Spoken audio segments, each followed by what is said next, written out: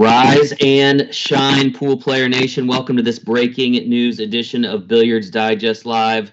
While most of us slept in the early hours of Monday morning, Matchroom, who are the promoters of the World 9-Ball Tour and, of course, the Mosconi Cup, they dropped some breaking news, perhaps groundbreaking news is a more appropriate term. Let's go to our industry insider, Mike Pinozzo, with a story that's sure to put a smile on the face of most Team USA fans this fine Monday morning. Mike, I hadn't even rolled out of bed. I hadn't rubbed the sleep from my eyes when I peeked at my phone this morning to see what is absolutely huge news from Matchroom related to Team USA and this year's Mosconi Cup. What do you got? Well, I mean, it's big. It's going to put a smile on people's face, but the smile is going to come after the confusion and the confused look. I mean, we talked about this several months ago. We had some fun.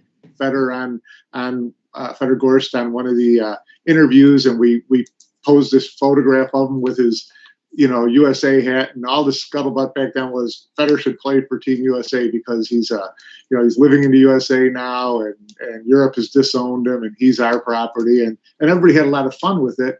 But sure enough, this morning, Matchroom announced this startling news that Fedor Gorst will play for Team USA this year in the Mosconi Cup in London. And it took a while for that to sink in to me, because it was just, there'd always been talk about that, but how do you make it work? He's not a U.S. citizen. And Matchroom, Fedor apparently really wanted to play for Team USA. He loves his adopted country. He did attain permanent residency here and will, I'm sure, at some point be applying for citizenship. So that takes another 3 or 4 years. But so his heart is here, and Matchroom found a way to shoehorn him into. They created some new rules that they adopted on October 1st on qualification for Matchroom events, and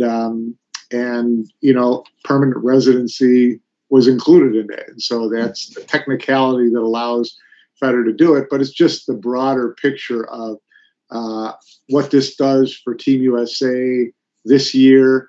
Tons of other implications on what it meant for other Team USA hopefuls who were fighting for that automatic spot, because Fedor did earn an automatic spot for this by the rankings, even though he was on the European rankings throughout the year. When he flip-flopped over to being Team USA, all of a sudden his points moved him ahead of Shane into the second place on Team USA point rankings. He earned the automatic bid that came out theoretically after the US Open. So I know that's a lot for everybody to digest, but just wild, wild news. Yeah, and it's interesting, Mike, because I know when we spoke last week, I asked you why we hadn't heard an announcement yet after the US Open about Shane Van Boening, who we all assumed would have, after that event, finished number 2 in points and should have been named to Team USA, and yet there was no news forthcoming from Matchroom about that. And as we see today, suddenly, as you mentioned, with the points and where Fedor stood, it starts to make a lot more sense. Yeah, it just meant that they needed a week or two to figure all this out, because they really knew at the end of the U.S. Open who Shane should have been the automatic number 2 for the U.S. Fedor should have been the automatic 2 for Europe, but they didn't announce anything. And we asked, we sent plenty of emails to Matchroom saying, when is this going to be announced? What's taking? And it seemed apparent that whatever hiccup was causing the delay was based around Fedor. And, a lot of speculation was probably that, was he going to be allowed to play this year? Was his Russian citizenship going to have any impact on him being allowed to play for Team Europe? Things along that, along those lines. So we knew that something was up, and it was probably centered around Fedor. But I got to be honest, this was not what I was expecting the result of that, delay to come to. Yeah, and do we have any indication on, did Matchroom go to Fedor? Did Fedor go to Matchroom? I mean, do we have any idea on maybe how this played out? I suppose we may need to talk to either Emily or Fedor at some point to resolve that. I'm just curious if you've got any inkling on how this played out. I don't, because both Fedor and Emily Fraser from Matchroom are deeply embroiled in Hanoi right now in a pair of tournaments there, a matchroom ranking tournament, the Hanoi Open, which Fedor just won this morning. And now tomorrow starts the Hanoi Open, which is a major matchroom World 9-Ball Tour ranking event. So they're both pretty tied up. I've got messages into both. We do have an exclusive interview locked up with Fedor for our BD Live show, which will be this Wednesday. So you won't want to miss that. And then we'll get to ask him straight up all these questions about how this evolved, how it happened, what it means to him, what kind of feedback he's gotten. Because obviously, this impacted a lot of other U.S. players. Is he getting pushback? Is he getting embraced? So there's a lot to talk about. And we're looking forward to sitting down with Fedor and finding out where his thoughts are at. Yeah, as you mentioned, Mike, you're going to be en route here to St. Louis to the APA studio later today, and we will have a show Wednesday of this week where we'll be kind of unpacking a lot of this, because I know it's just starting to sink in for a lot of USA fans, and there are lots of different aspects of it that we want to talk about. One thing that I do want to mention, we did see this morning on Facebook, Fedor did put out a brief statement basically saying, since I moved to the USA in February of last year, I've been welcomed with open arms everywhere I've been. The people of America have treated me like one of their own. For that reason, I'm so excited to represent the red, white, and blue of Team USA at the Mosconi Cup. I can't wait to head to London in December and join up with Jeremy and Skylar. Let's go, USA. So, again, we haven't necessarily heard from Fedor other than that brief statement, but certainly something for Team USA fans to get excited about.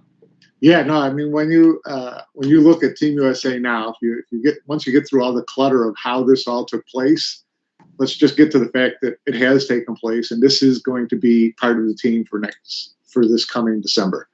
So when you trot out there and your 1, 2, and 3 are Shane Van Boening, Skylar Woodward, and Fedor Gorst, you're packing a pretty good punch. All of a sudden it makes number 4 and 5 stronger because they've got 3 guys ahead of them. They know are going to carry most of the load. So it's going to be really interesting to see how the rest of the equation pans out, unless one of these other players, a Billy Ussery or a Billy Thorpe or a Shane Wolford, actually win the Hanoi Open. Shane Van Boening appears to be the lock for the 3rd point spot, right? So now you're already down to your 2 wild cards, and Jeremy Jones is going to have a lot of decisions to make in the next couple of weeks. Yeah, I'm guessing he's got a big smile on his face this morning too. Does Jeremy Jones at this news? He had to be scratching his head a little bit too, but you take what you get. Now, Mike, again, we're going to dive more into this on Wednesday when we've got a little bit more time and things have settled in, and we can hear from Fedor and maybe get some more information from Matchroom about how this is, how this all played out. But let's talk for a minute, because I know most Team USA fans are super excited this morning. There may be some Team USA hopefuls, however, impacted by this decision, those that were chasing points. What can you tell us from the perspective of a BJ Ussery, Shane Wolford, some of these guys that may now be on the outside looking in and really uncertain as to whether or not, we'll see a rookie maybe on this year's team? Yeah, I mean, it's a really good question, and it had to sting a little bit for any of them, especially the ones that made that expensive, long trip to Vietnam. But, I did put some feelers out first thing this morning. BJ Ussery did come back with a response, and it was really, a great response. He said, he admitted that it was a little tough to wake up and find out that you traveled all over that way, and all of a sudden, somebody just jumped your spot. But he said, listen, this is a business decision. It's going to make the event better. It makes Team USA stronger. Fedor deserves to be in the Mosconi Cup, or whoever team.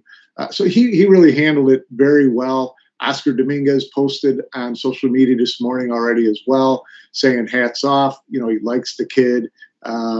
He's over here fighting for a spot as well. But, he understands it. He's accepting it. I think they're all just going to have to accept it and move on, because there's not a lot of point in moaning about it. Did they get kind of ambushed? 100%. I mean, Fedor Gorst was on the European points list right up until this morning, right? And then all of a sudden he's on Team USA. So, it would have been nice had they made the decision to allow him to play for Team USA earlier in the year and had him listed on the USA points. Would have made things a little more equitable. The other players in the U.S. would have known what they were chasing, what their chances were. Was it worth spending the money to chase those points? Things like that. So I think, knee-jerk reaction, USA players are going to be a little bit, confused by it, maybe a little bit upset, maybe a little bit understanding that they're going to, but they're big boys and, they're professionals and they'll figure it out and they'll work on their game and hopefully their game gets better and they earn themselves a spot even as a wild card. I mean, there's still, now you're going to have 2 wild card spots available. So the BJs and the Shane Wolfords and the Billy Thorpes and the Oscar Dominguez, those guys, they're all still in the mix for sure. It's just 2 of them instead of 3. Tyler you mentioned a few of them that are in the Hanoi Open. So still a chance to make an impression on Jeremy Jones. You've got BJ Usari or Ussery is over there. I believe Tyler Steyer's there. I think you mentioned Oscar Dominguez is over there. Not sure about Billy Thorpe and or Shane Wolford. Billy, both there. Okay, wow. So a large American contingent there in Vietnam for this week's Hanoi Open. Yeah, a lot going on there for the Americans, a lot to play for. Hopefully, players who are there, who are kind of on there, fighting for those wild card spots now, don't get frustrated and upset by this and instead use it to play better, because they know, if one of them makes a deep run in this tournament, that's going to go a long way to get one of those 2 wild card spots. Absolutely. Way. So we've talked a lot about Team USA, our fans, the makeup of the team. Let's flip the script a little bit and talk about how this impacts Team Europe, Mike, because again, you had Fedor, as you mentioned. He was a solid number 2 in the point standings. Now David Al-Kaidi moves up to number 2. How does the rest of that roster look moving forward? Well, it's interesting. I mean, it's a completely different roster. You assumed Fedor was going to be part of that roster, and that would have really bolstered an already monster lineup. Right? Now you've got David Al-Kaidi, who was announced today as the number 2 automatic bid, automatic spot for Team Europe. That moves a guy like a Mario He way up in his chances to make it, because before you assumed Fedor was going to make it, and then the number 3 automatic spot would be between David and a Mario He and a Jason Shaw and people like that. Now that 3rd spot's wide open. Any European who makes a deep run in Hanoi is going to have a good shot at stealing that number 3 spot. So that's going to be really interesting to see. A guy like Jason Shaw, you assume he's going to be on the team, points or no points. So, which team? Which team would Jason Shaw be on again? That's right. We'll have to talk to Jason about these new rules that Matchroom just came up with and whether or not he'll be playing for Team USA next year. I would doubt it, because he's a very vocal anti-USA team when it comes to Mosconi Cup. I don't see him all of a sudden embracing the red, white, and blue like Fedor has. Right. Yeah, but he is, so if you look at what Matchroom put out on this rules of country representation, and I know some folks have already taken a look at it. We'll digest this more on Wednesday, but certainly appears that a Jason Shaw, at least under those criteria, could be also considered for a Team USA slot. Again, would be very surprised to see that happen this year, and based on his history and kind of the way that the Team Europe fans embrace him, it would be hard to imagine. But just based on this criteria, it's certainly something now that looks like, at some point could be possible. I guess we'll have to pass this through the law department, through our attorneys to see what it really says, because the way I look at it, now that it's been effective October 1st and Jason Shaw plays for Team Europe this year, to me, then it would mean that he would have to wait 5 years. 5 years. To switch, right? So he would have to sit out for 5 years, to change. So, who knows? They could rewrite the ruling effective October 28th this month and change everything. So, right. it's their rules. They can move them as they go along. Yeah, and as you mentioned, the 5-year mention in those rules would appear then that Federer would be a candidate for Team USA moving forward for at least the next 5 years, based on at least what we learned today. I don't think Federer. Yeah, I think Federer is all in on being a U.S. resident, a U.S. citizen, and playing for the U.S. I think that's where his future is. At least that's what he's kind of indicated.